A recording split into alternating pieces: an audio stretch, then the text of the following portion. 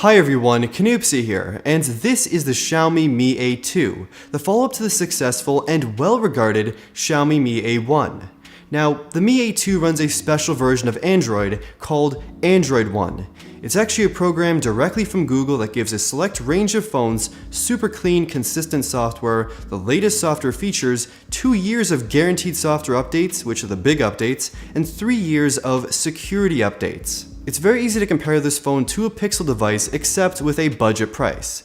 The phone starts at $265 US unlocked with free shipping to the US at gearbest.com for the 4GB of RAM model and 32GB of storage. You can also pay a bit more for 6GB of RAM and 128GB of storage at still a very reasonable and very affordable price. Now, besides the software, the design of this phone is also very high quality as well. The phone is made completely of aluminum and it feels very high quality, but the aluminum lacks any sort of grip at the back. It's kind of like the OnePlus 5T. It's very slippery, very slick. You're gonna need a case. And thankfully there is a case actually included in the box, but it's just kind of a cheap plastic case.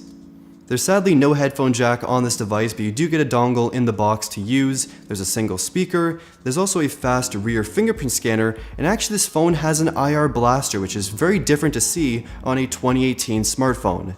It's a great feature, but sadly this phone is not water resistant at all. Moving up front, this phone has a 6-inch 1080p LCD display that looks really good in my opinion and doesn't have a notch, thankfully, which is very refreshing to see in 2018 on a smartphone. But the light version for some reason does have a notch, which is kind of strange.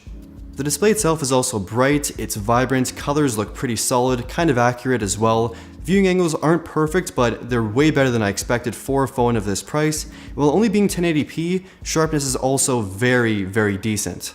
So the hardware isn't anything super unique or different or groundbreakingly new, it's just kind of a metal phone that looks good, feels good, and is definitely very solid.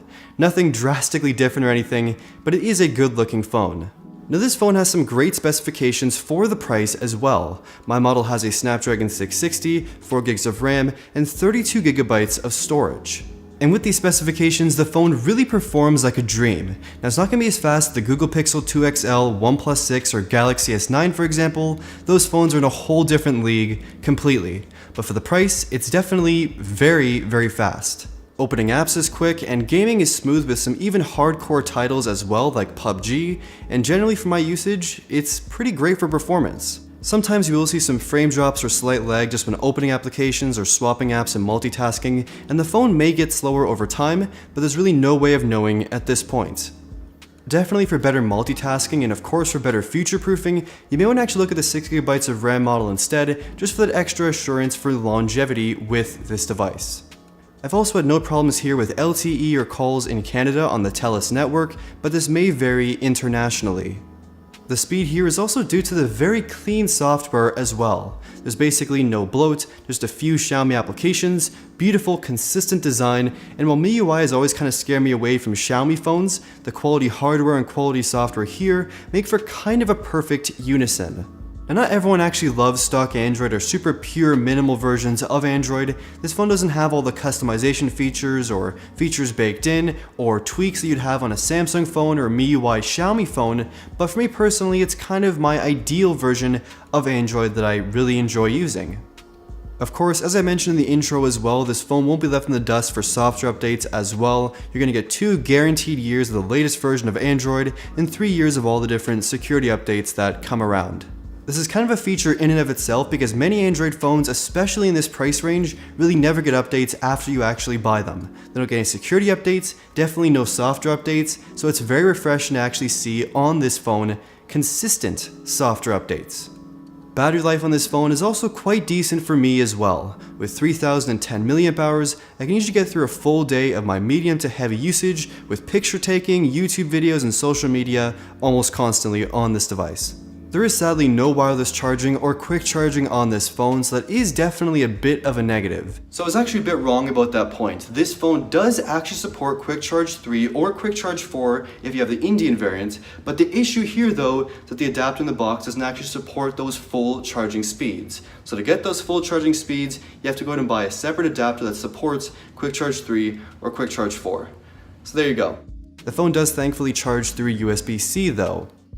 Now let's talk about this phone's cameras, because they are surprisingly great, especially for this phone's price. The 20 megapixel selfie camera takes crispy shots that look really excellent, and that portrait selfie mode is also surprisingly great too. The rear camera setup is 12 megapixels and 20 megapixels with an f1.75 aperture, and the 20 megapixel camera is the secondary camera, and it's kind of a low light focus camera that automatically comes on in low light and makes shots a bit more bright, a bit sharper, with less noise. In my opinion, low light pictures do look pretty good, but I would have preferred definitely a telephoto camera just for that extra versatility, but I guess it is fine here.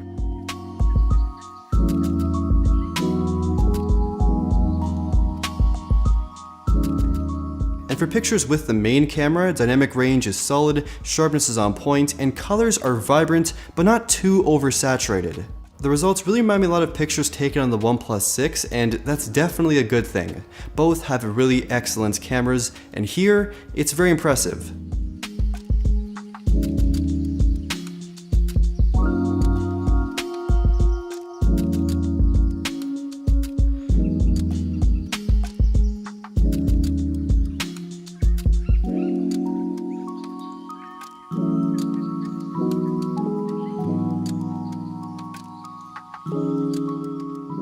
.1080p video has electronic stabilization, while 4K video has no stabilization whatsoever. Despite this lack of EIS or OIS in 4K though, video does look really good with great sharpness, colors, and dynamic range. To summarize, this phone has great hardware, great software, great performance and specifications, great camera, all at a great price.